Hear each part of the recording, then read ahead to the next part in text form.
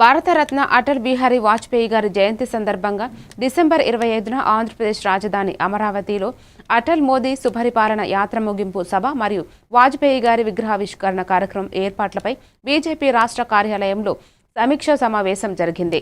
రాష్ట్ర అధ్యక్షుడు పివిఎన్ మాధవ్ సారథ్యంలో రాష్ట్ర ప్రధాన కార్యదర్శి రమేష్ నాయుడు అధ్యక్షతన హెడ్ క్వార్టర్స్ ఇన్ఛార్జి శ్రీనివాసరాజు, జిల్లా అధ్యక్షులు తిరుపతిరావు, శ్రీరామ్, శశి తదితరులు పాల్గొని కార్యక్రమాన్ని విజయవంతంగా నిర్వహించడానికి ప్రణాళికలను చర్చించారు.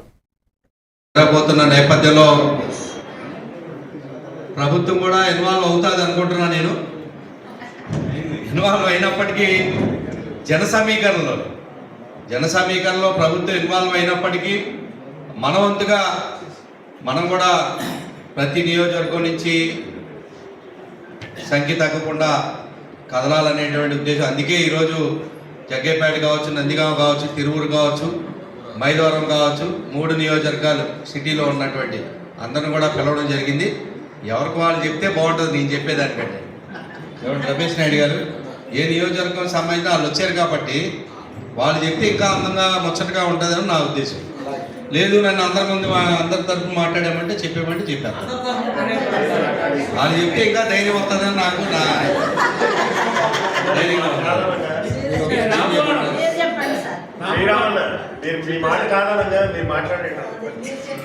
సరే. జగ్గేపేట వాళ్ళు మాట్లాడితేనే బాగుంటుంది.